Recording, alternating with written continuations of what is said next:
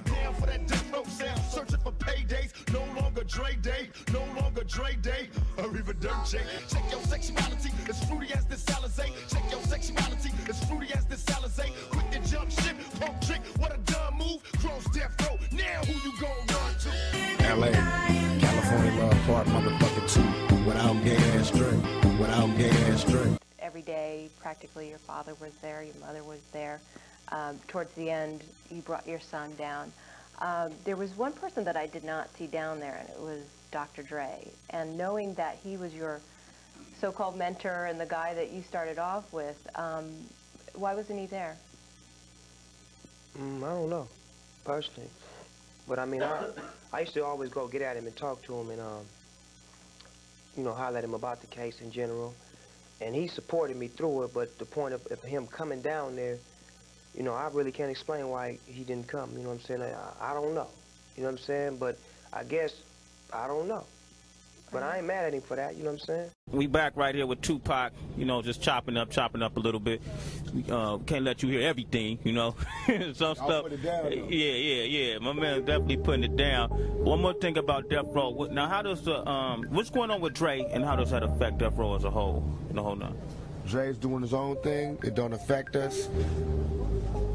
My take on what happened was that Snoop was on trial for murder, fighting for his life.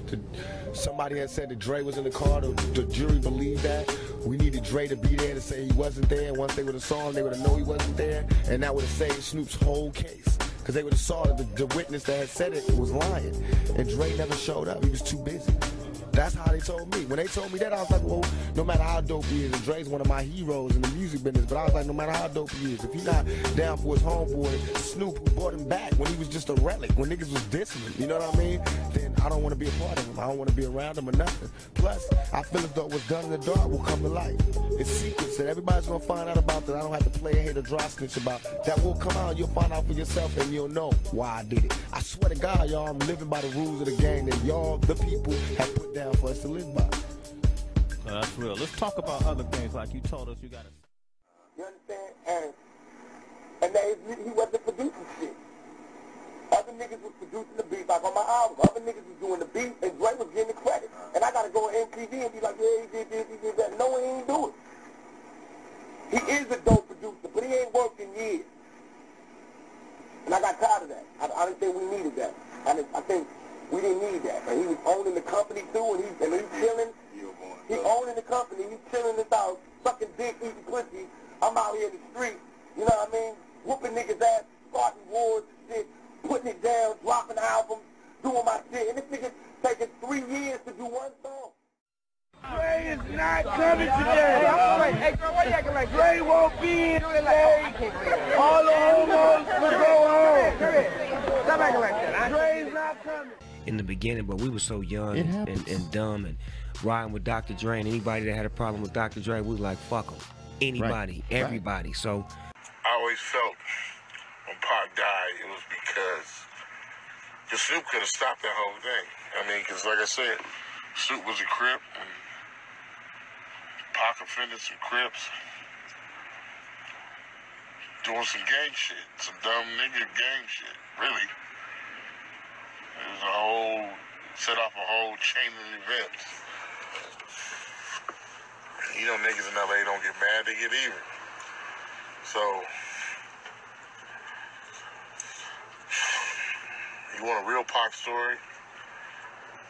That's my Pac story.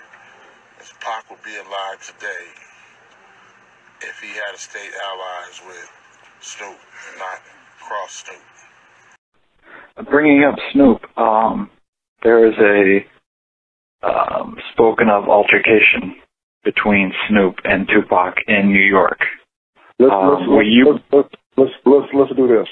Let's go back before New York, okay? Because to be fair, I'm only interrupting you to be fair, because that beef between Pac and Snoop happened before New York. Right? This is how it happened. We were scheduled to do the Roseanne Barr show. Snoop and Pac had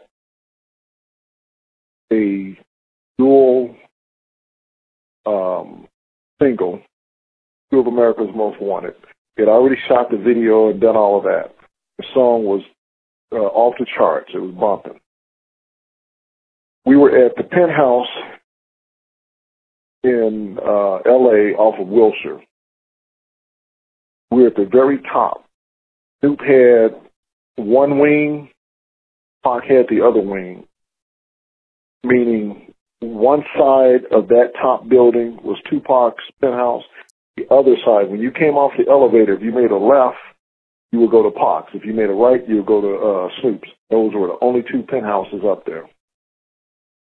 Snoop and Pac supposedly performed together the Roseanne Barr show. And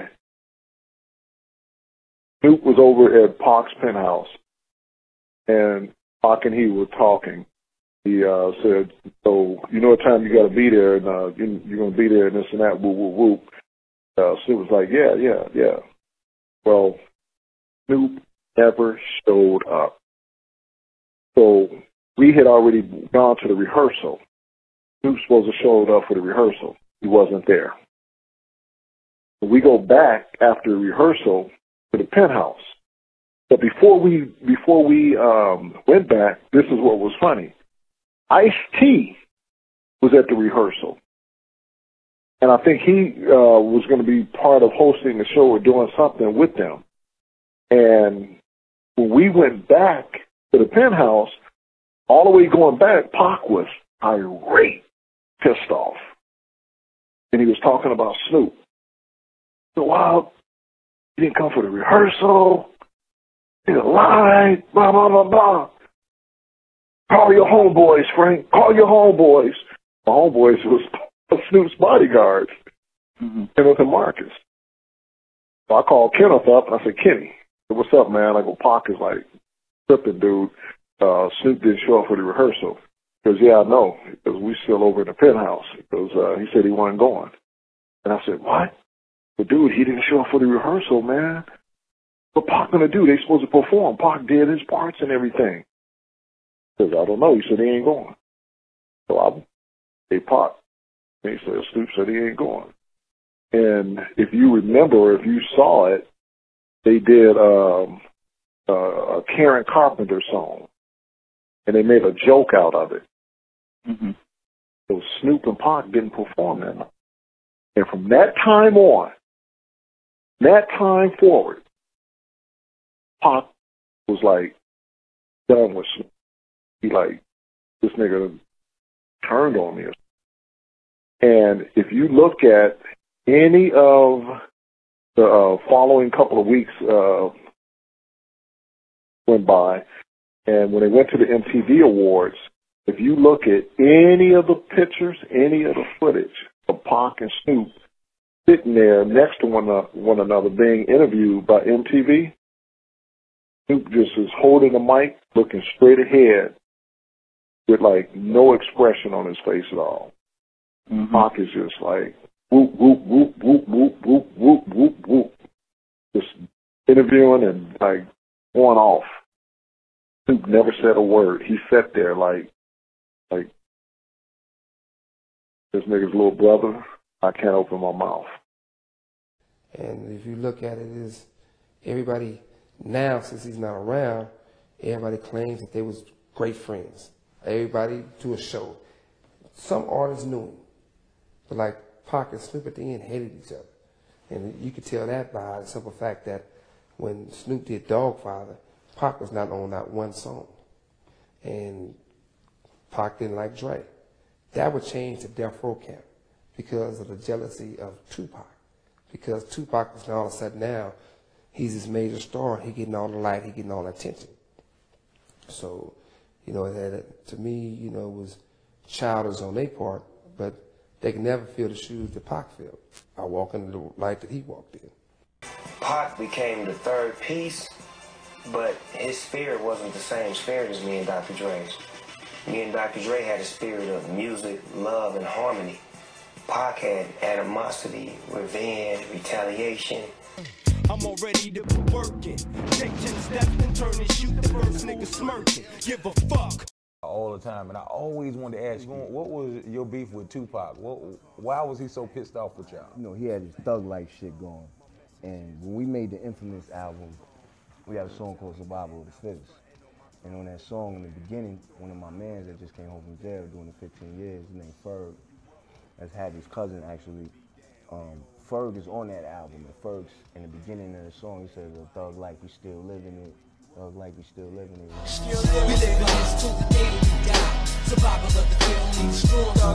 Tupac is, you know, he's the one that was most known for saying that. So I think that pissed Tupac off a little bit. He took that as disrespect, like, oh, these niggas trying to say thug life, that's our shit, you know what I'm saying? So he didn't really come out and say nothing about it though until Snoop and the Dog Pound made the song LA LA. He didn't really come out and say nothing about it though until Snoop and the Dog Pound made the song LA LA. You know what I mean? He did the New York shit, whatever. The City of Dreams. Yeah.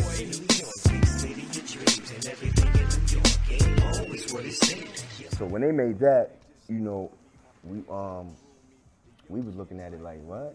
Like, these niggas is kicking over our buildings in the video, stomping through the city. It's like real disrespectful shit that they, you know, was disrespectful. They knew that was disrespectful, you know what I'm saying? We went back at them niggas, you know what I mean? We made our version LA LA, and we like, oh, fuck these niggas, we holding it down. We ain't gonna be coming through Queens and New York kicking over buildings and shit, and nobody gonna say nothing about it. LA, big city of dreams, but everything in LA ain't always what it seems. This is when Tupac first signed to Death Row.